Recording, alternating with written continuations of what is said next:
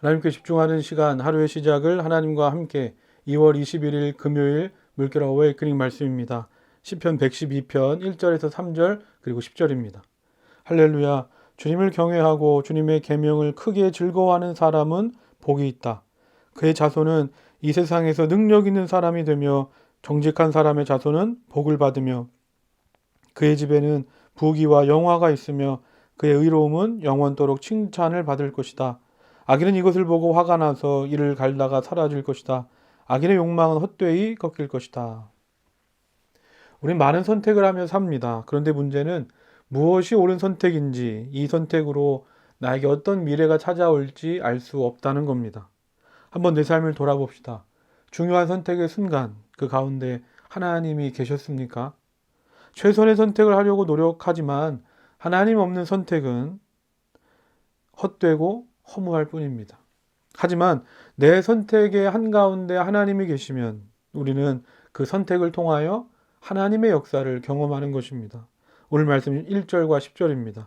할렐루야, 주님을 경외하고 주님의 계명을 크게 즐거워하는 사람은 복이 있다. 악인은 이것을 보고 화가 나서 이를 갈다가 사라질 것이다. 악인의 욕망은 헛되이 꺾일 것이다. 성경은 분명하게 말합니다. 주님을 경외하고 주님의 계명을 즐거워하는 사람, 즉 그의 삶 가운데 하나님이 있는 사람은 복 있는 사람이다. 반대로 육신의 욕망을 따라 세상이 말하는 대로 살아가는 사람, 그 가운데 하나님이 없는 악인은 결국은 헛된 삶을 살게 되고 망한다는 겁니다. 오늘 말씀 2절 3절입니다. 그의 자손은 이 세상에서 능력 있는 사람이 되며 정직한 사람의 자손은 복을 받으며 그의 집에는 부귀와 영화가 있으며 그의 의로움은 영원토록 칭찬을 받을 것이다.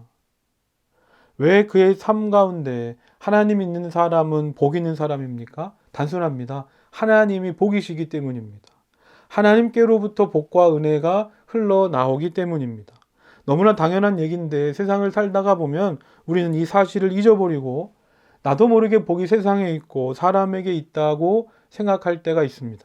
그런데 그렇지 않습니다. 하나님은 하나님을 경외하는 자에게 세상을 이길 능력을 주실 뿐만 아니라 그의 자손들까지 복 주시는 하나님이십니다. 또한 하나님은 하나님을 경외하는 자들에게 이 세상을 풍성하고 부유하게 살 수 있도록 부귀와 영화를 주시는 하나님이십니다. 창세기 말씀을 보면 아브라함이 조카 롯에게 말합니다. 네가 좌하면 나는 우하고 네가 우하면 나는 좌하리라. 그랬더니 조카 롯은 안목의 정욕을 따라 자신이 봤을 때 복이 있는 곳을 향해 하나님을 떠나 세상으로 갑니다. 반대로 아브라함은 자신이 좌로 가든지 우로 가든지 상관이 없는 겁니다. 왜냐하면 복은 이 세상이 주는 것도 아니고 사람이 주는 것도 아니고 하나님이 주시는 것을 알았기 때문입니다.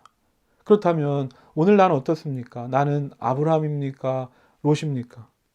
나는 복의 길에 서 있는 사람입니까? 아니면 악인의 길에 서 있는 사람입니까?